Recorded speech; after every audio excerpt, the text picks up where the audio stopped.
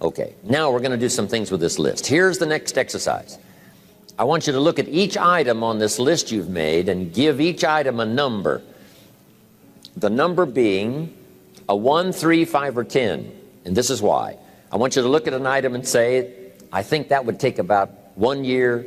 Another item, you say, I think that would take about 3 years. Another item, I think that would take 5. And another item, looks like that's going to take 10. Give each item now a number of what you think it might take to achieve that goal, a 1, a 3, a 5, or a 10.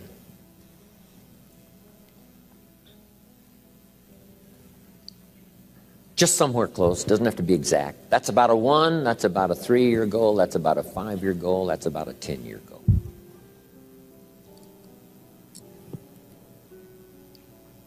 If it's less than 1 year, just make it a year. If it's more than 10, just make it 10. 10 plus something. Just approximate 1, 3, 5, 10.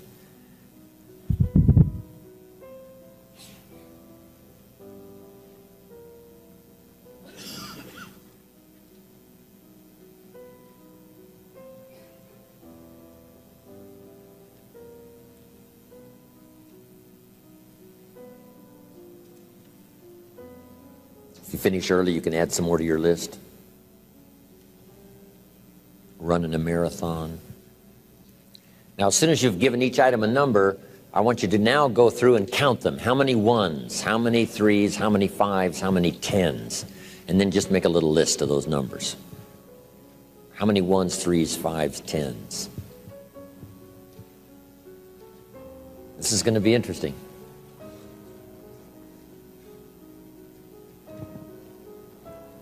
Now, I'd like to have a woman and a man volunteer to give me your tabulator list. How many 1s, 3s, 5s, and 10s? Right out here in the center somewhere. Yes, sir? Would you stand up and give me your numbers? How many 1s? How many 3s? 12 3s? 17 5s? Thank you very much. Now that's a bit unusual. How many of you had no 10-year goals? Okay, quite a few, right? Isn't that interesting? Here's what that means. You're not thinking out that far. You're thinking more short-term than long-term. So the number you had, what was it again on 10-year goals? 14. See, that's... If someone had 0, someone had 14, that's a lot of difference in thinking long range. So that's all that's for, is just to help you to think more long range. Now, I need a woman to give me a list. Yes, ma'am. How many 1s? What is it? 23. Wow, that's pretty good. How many 1s did you have, sir? 7. Isn't that interesting? Okay, 3s, how many 3s? 16 3s, 5s, 7, and 10s. 10 10s. Wow, you've been busy. Okay. She's done this workshop before, so she knew what was coming. See, that's pretty good. But now you get what I'm talking about? No 10-year goals means you're not thinking out quite that far. And it wouldn't hurt, you know, within the next year to start stretching on out there, 10, 15, 20 years away, what you'd like to be accomplishing and what you'd like to have when that time frame finally rolls around. Okay. Now, make these notes. When you've accomplished some goals, you need some more to accomplish.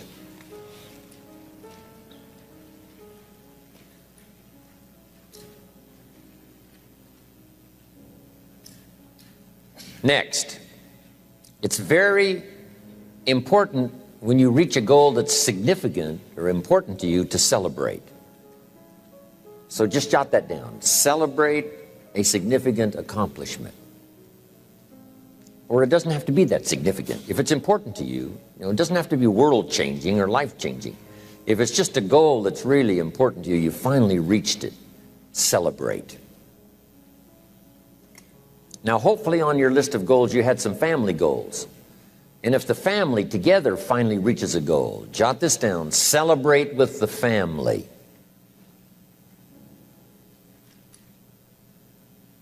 And if you're checking it off, let each member of the family put their check mark on this goal, because the whole family worked on this one. Now here's what this will do.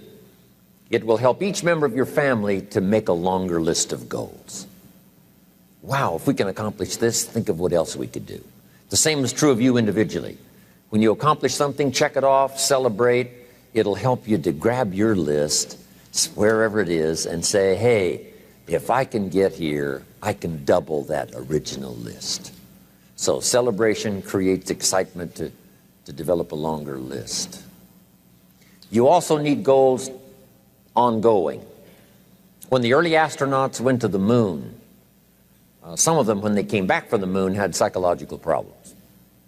Some of them drank too much, got into other difficulties. And one of the reasons is, where do you go now that you've been to the moon? So here's what they did later. They made sure that the astronauts later, who came back from the moon, had plenty of projects to keep them busy after they had been to the moon.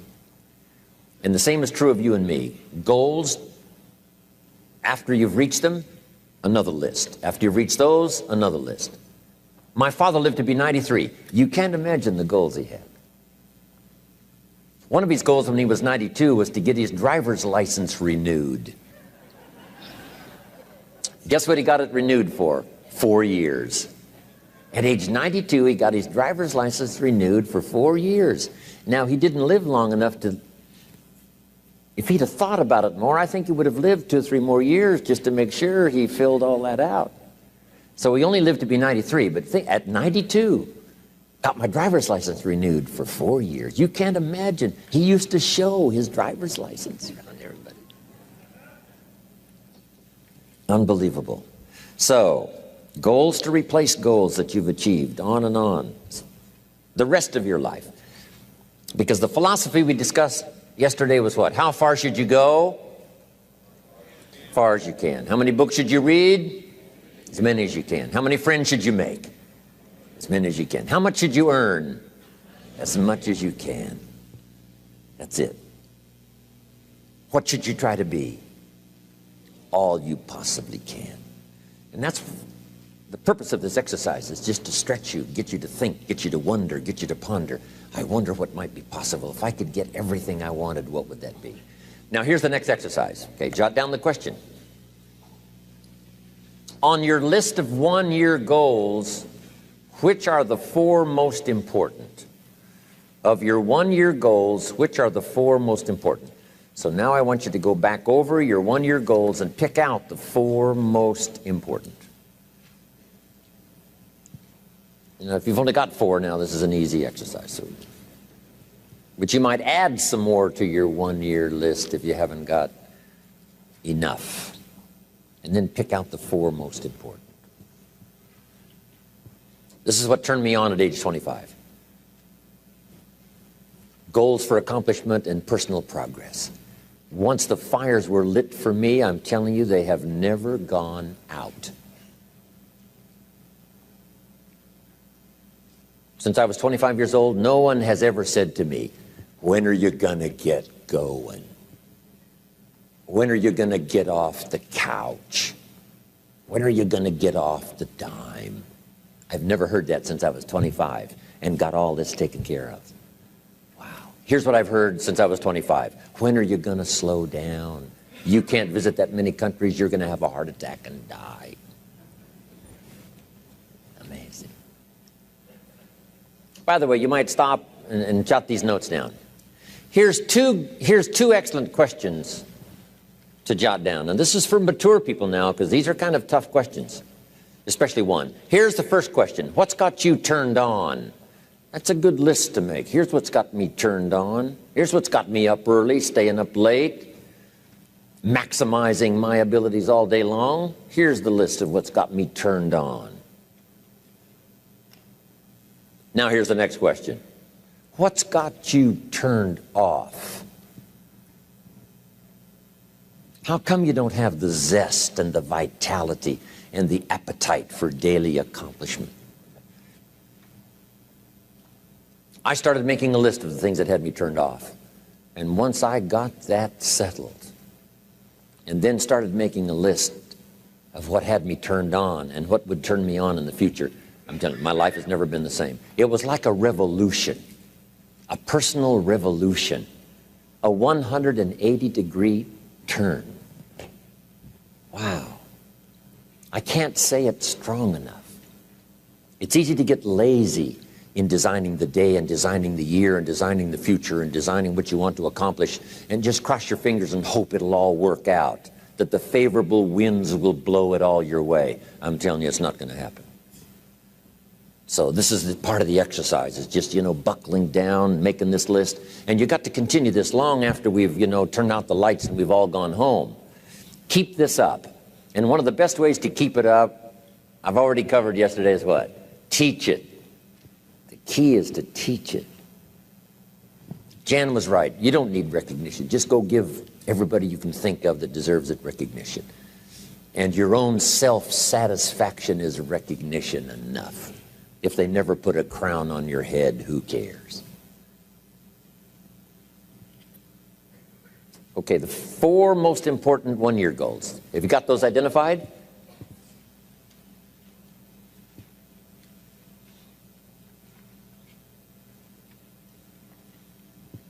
Okay, now here's the next exercise.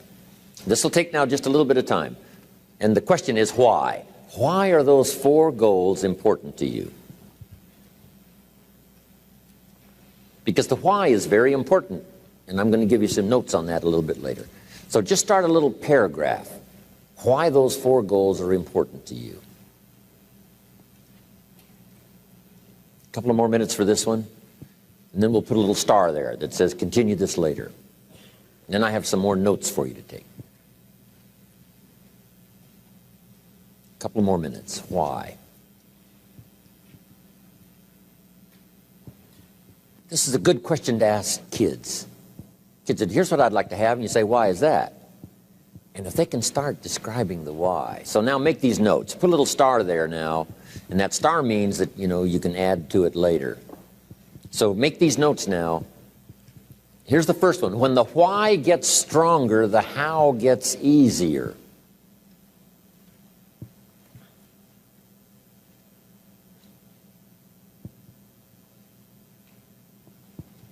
When the why gets big, powerful, strong, how seems to be so much easier. Without a strong enough why, the how seems to be too difficult almost to accomplish. Say, how do you manage your time? Hey, if you had strong and powerful enough goals, you'd figure out how to manage your time. You'd get a book on the subject. You'd do something to manage your time if it was worth it. If it's not worth it, why would you bother studying the art of managing your time if it really doesn't matter? But if it really mattered in the accomplishment of your goals and why you wish to accomplish them, see, you can do anything. You can get up any hour, read any book, take any class, make any change, develop any skill, do any discipline. I mean, you can do it all when this how and the why, or when the why starts to grow. The how gets simple.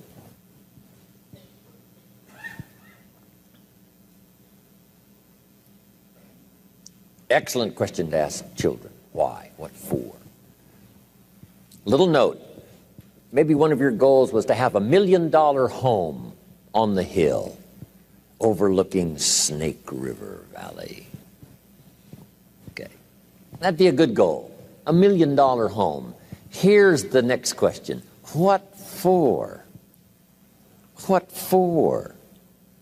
I mean, a house is a house is a house with bricks and wood and walls and roof. The key, yes, $1 million home, that'd be wonderful, but what for? So now jot this down. Purpose is stronger than object. The object would be the house, and that'll pull. That's a worthy goal to go for, the object of the house. But here's a stronger goal, the purpose for the $1 million home. You say, well, it'll be the centerpiece of all the family's activity. with all kinds of unique people coming and going, and the influence and things will be happening in this place. See, now we're getting somewhere. So if you got that line, it's one of my best for the whole day. Purpose is stronger than object.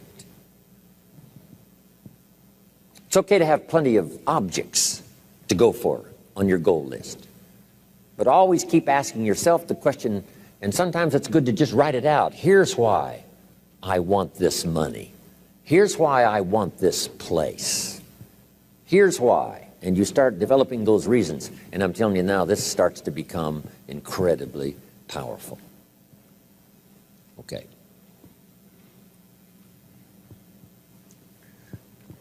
Now here's some more notes. Some of your goals should be personal development. The person you wish to become.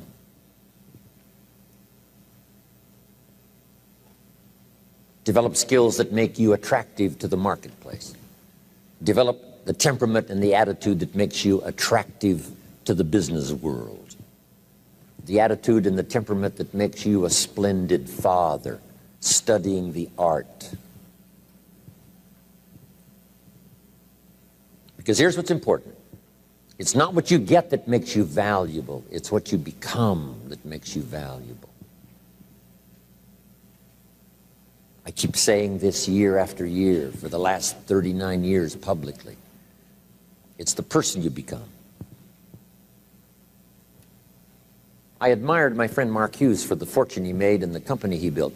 Guess what I admired more? The person he became in a short 44 years. He was unique. He bought the idea at age 19 of personal development and worked on it daily from that day until the time he died. The idea of becoming an attractive person, a skillful person, a good friend, a good colleague, a good partner, a good member of the round table, a contributor. See, that's the key, the person you become.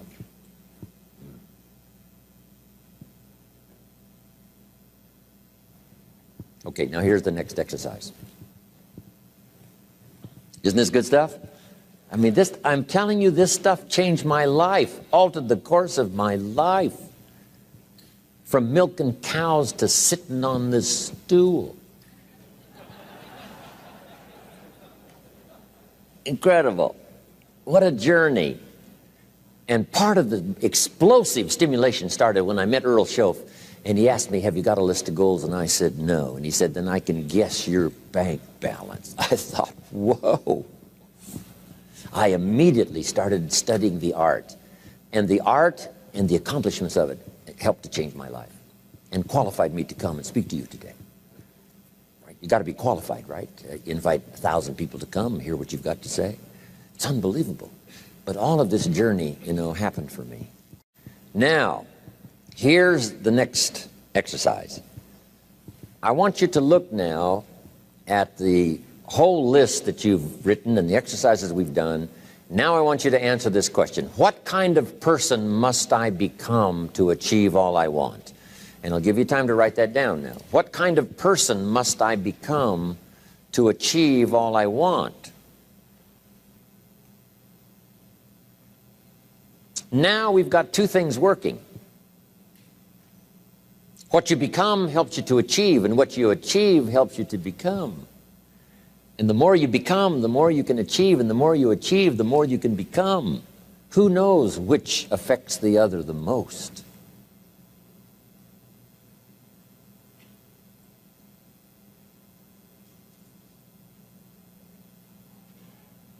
So now just write this exercise. Start with a few sentences.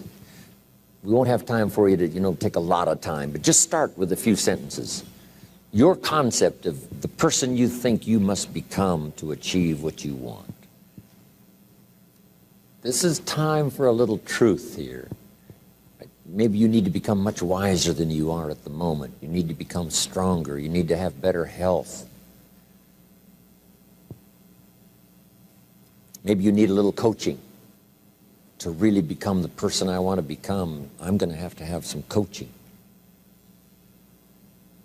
Physical coaching, spiritual coaching, developing skills, coaching. To be the influence you want to be, you got to build an incredible reputation. What kind of person must I be to attract all that I want in my life and the people that I want and the opportunities that I want? When you knock on the door and opportunity opens, you must stand there as a very attractive person, or you may not be invited in.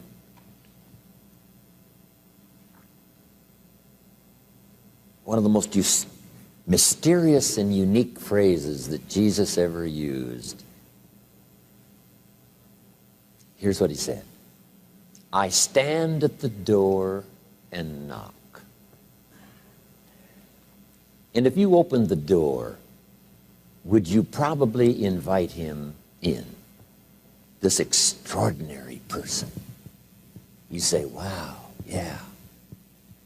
And he said, if you invite me, I'll come in. We'll sit down, talk things over. For you to be that kind of attractive person, that if you knocked on the door of opportunity and it opened and you stood there, would you be the kind of person that opportunity would say, come right in and sit down and let's talk about the future? Wow. What kind of person?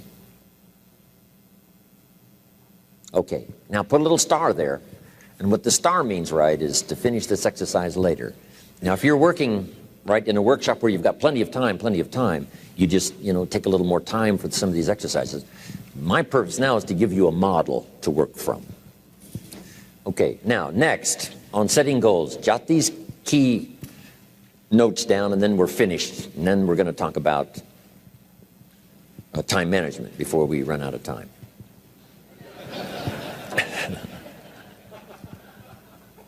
Guy says, I was going to cover procrastination today, but I've decided to put it off until tomorrow, right? Okay. Make these notes. The key is to put everything on your list. Now, the key is to take it out of your head and put it on paper. You can dream about what you want, but when you start committing it to paper, now it more formalizes. Information now starts to make a composite of an idea. And ideas can turn into hotels. Ideas can turn into enterprises. Ideas can turn into a fabulous career. We need the information. We need the stimulation. But then you'll learn now later to start putting everything on your list. Now, jot this down. It's very important, if something's not that important to you, to take it off your list.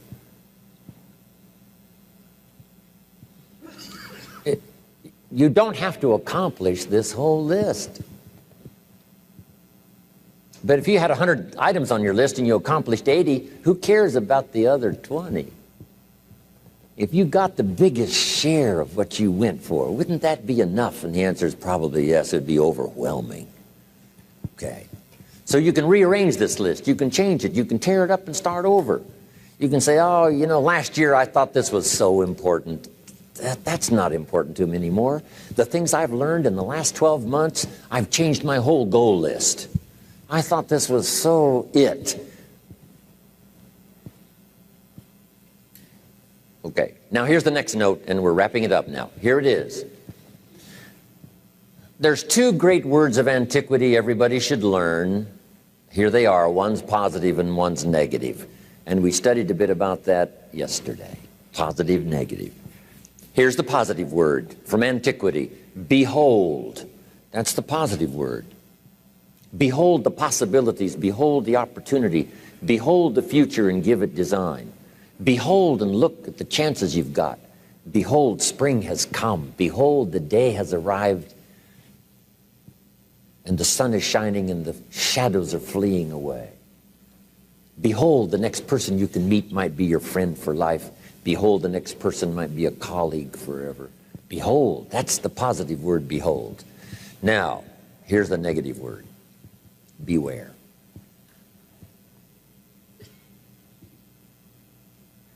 And now I want to give you a sentence to jot down that's very valuable for this weekend session. Here's what it is. Beware of what you become in pursuit of what you want. Beware.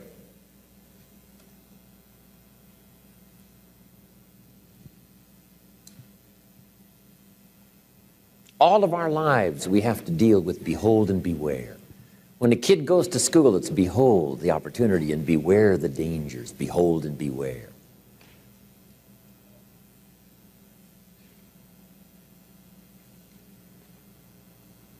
So beware of what you become, pursuing what you want.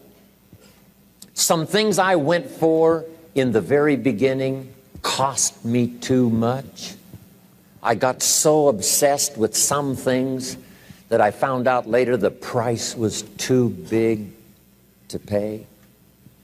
If I would have known better, I never would have paid. But sometimes we learn when? After. So don't become so obsessed with something that you lose your sense of reason or it costs you your friends. Don't be so obsessed with something that you compromise your virtues and your values.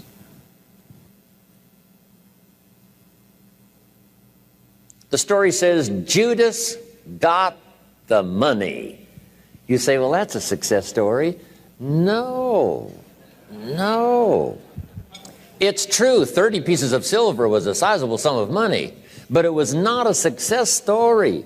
His name was Judas. Doesn't that ring a bell?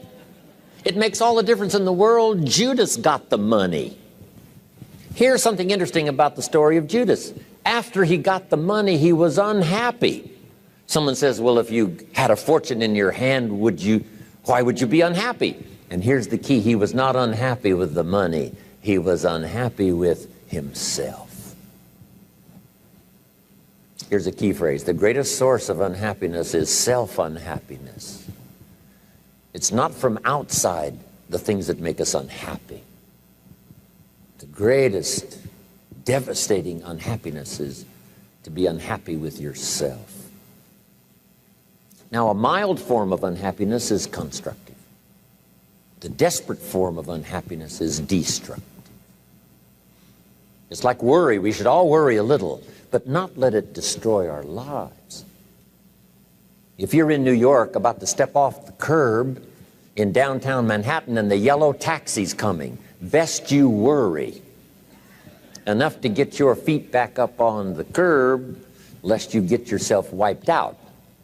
So it's called caution, but not undue caution. It's called fear and worry, but not the worry that kills you, not the worry that destroys you. It's like hate. You don't need to hate your job. Save your hate for the important things like evil, like the weeds that attack your garden, like the diabolical ideas that try to entice your children. Right? You don't need to hate everything. I hate this, I hate that. That's the misuse of your hate. Save it for the things we really must hate. But this is so important now to beware. Judas was so unhappy, he tried to take the money back. They said, heck with you, we got what we wanted, you got what you wanted, out. They threw him out with his money. Now he becomes so desperate, he goes out and hangs himself for what he did. He became a traitor. So that's the caution now. If Judas could speak back to us in any kind of clear language, here's what he might say. Beware of what you become in pursuit of what you want. Don't sell out. It's not worth it. Okay. And now here's the last note. If you'll start this glorious journey of being meticulous, deliberate, and hardworking about setting your goals for the day, setting your goals for the month and the year, setting your goals for your family and yourself and your business and your colleagues, start thinking forward. Here's what you will become: a major contributor, not only to yourself, but a major contributor to others. And that's exactly what you want.